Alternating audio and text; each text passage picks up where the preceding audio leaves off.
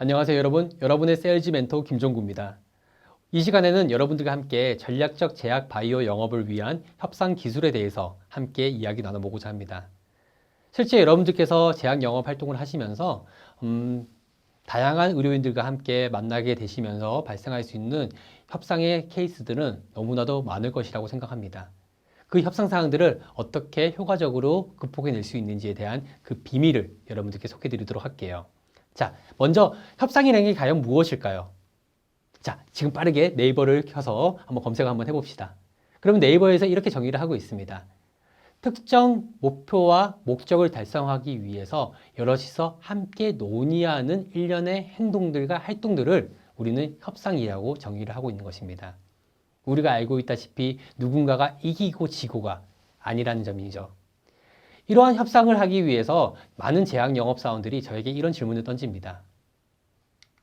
의사들의 요청들을 과연 우리가 거절할 수 있을까요?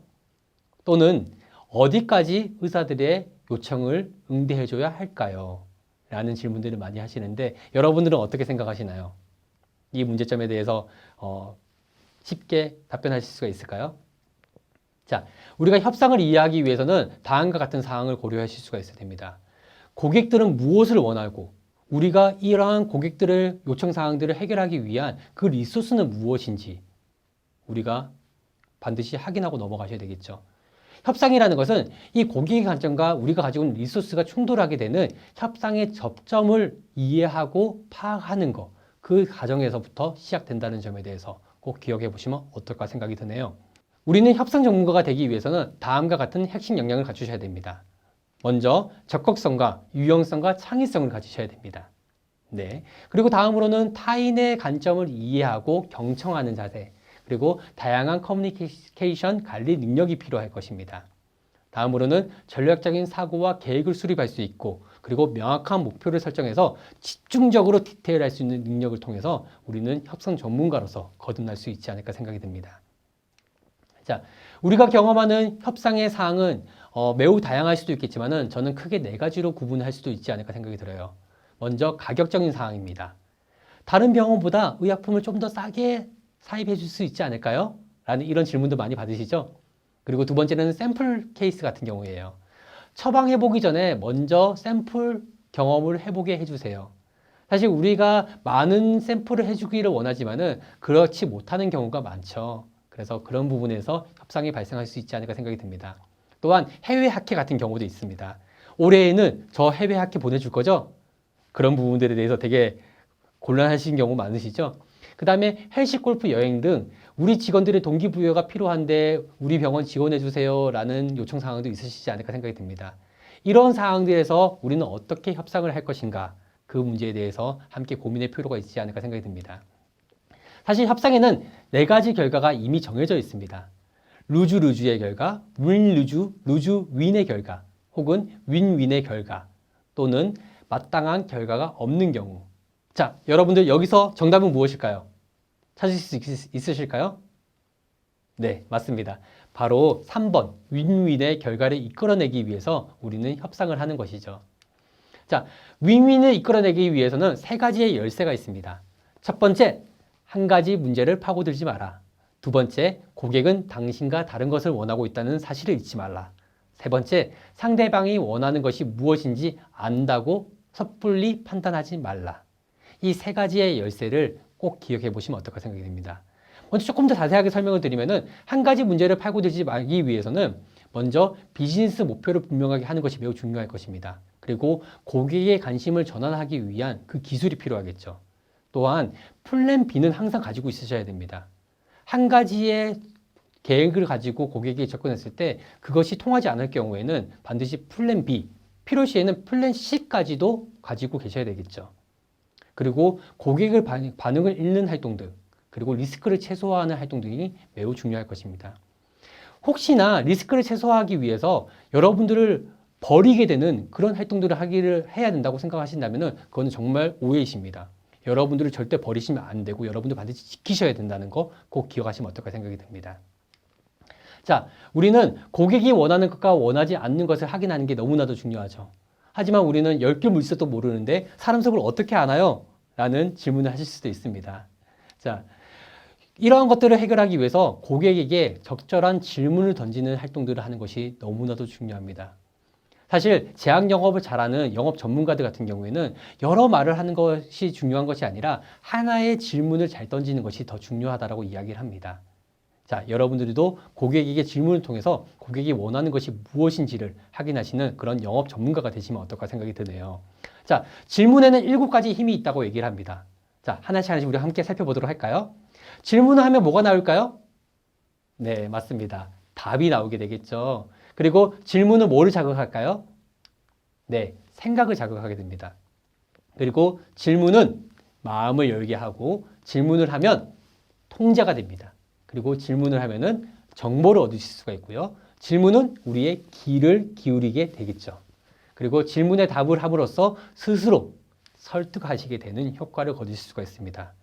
우리는 이처럼 질문을 잘 사용할 수 있다는 것, 그것이 너무나도 중요한 영업의 기술이라는 점에 대해서 다시 한 번 더 기억해 보시기 바랍니다.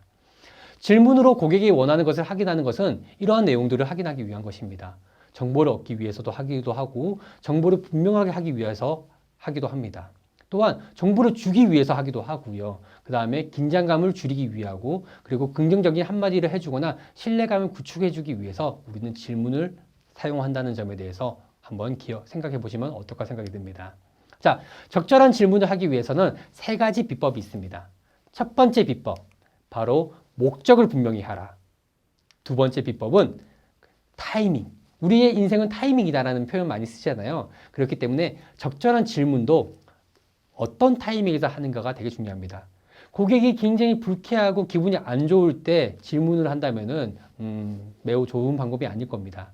고객의 상황에 맞게끔, 고객의 분위기에 맞게끔 그 타이밍에 맞춰서 협상을 위한 질문을 던진다면은 매우 효과적으로 문제를 해결하실 수가 있을 것입니다.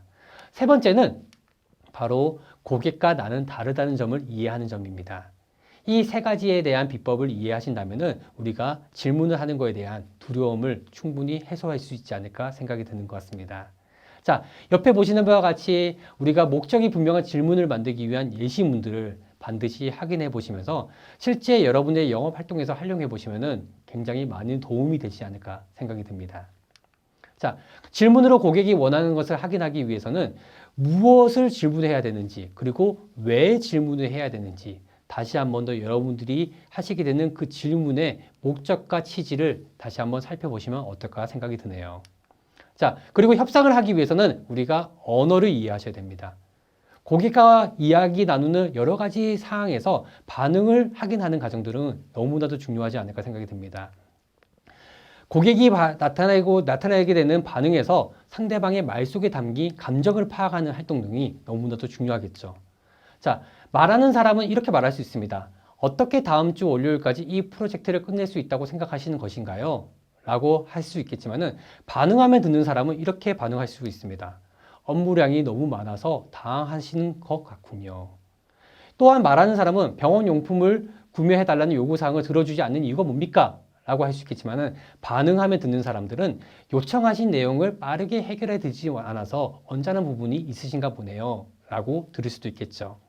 그리고 말하는 사람이 일주일도 안 되는 기간 동안 이 모든 것을 하라고 하신다니 믿을 수가 없네요. 라고 한다면 반응하면 듣는 사람은 이렇게 반응할 수 있습니다. 일을 끝마치는데 걸릴 시간이 부족해서 걱정이 되시나 보네요.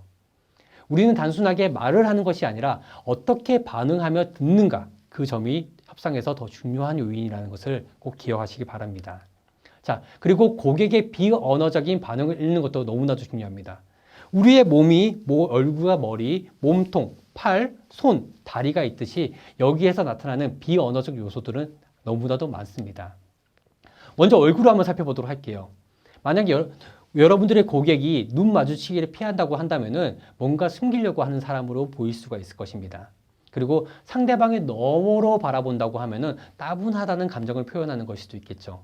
그리고 고개를 살짝 돌리거나 한다면은 대화 내용에 대한 평가로서 우리는 그 언어를 이해할 수가 있을 것입니다. 그리고 고개를 끄덕인다면은 당연히 수긍하고 동의한다는 내용이 되겠죠.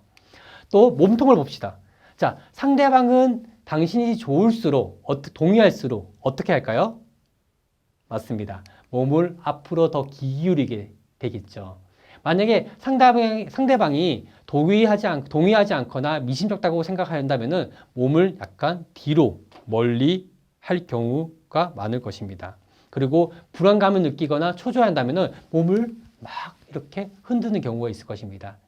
우리는 몸통을 통해서 고객이 어떤 생각을 가지고 있고 우리의 목소리에 귀 기울이는지를 확인해 볼 수 있는 중요한 요소로서 활용하실 수가 있을 것입니다. 그리고 손바닥을 펼치면은 어떤 것을 의미하게 될까요? 네, 긍정적인 신호. 네, 너무 좋은 생각이네요. 이런 느낌 받을 수가 있겠죠. 하지만은 손가락을 꽉 쥐는 경우에는 뭐죠? 자, 걱정이나 초조함을 나타내는 경우가 있을 수도 있습니다. 네. 자, 이러한 다양한 비언어적인 의사소통에 대한 부분들을 여러분들이 이해하심을 통해서 조금 더 협상의 전문가로서 거듭날 수 있지 않을까 말씀드릴 수 있지 않을까 생각이 드네요. 자, 여기까지 우리가 협상을 이끌어내기 위한 다양한 기술들에 대해서 살펴봤습니다. 어떻게 좀 도움이 되셨나요? 자, 협상이라는 것은 결코 어려운 것이 아닙니다. 고객에게 관심을 가지고 그리고 고객의 목소리에 귀 기울여서 여러분들의 목소리를 자신 있게 표현할 수 있다는 것. 그것이 협상에서 가장 중요한 요인이 아닐까 생각이 드네요. 자, 다음 시간에 함께 더 좋은 이야기로 나누도록 하겠습니다. 감사합니다.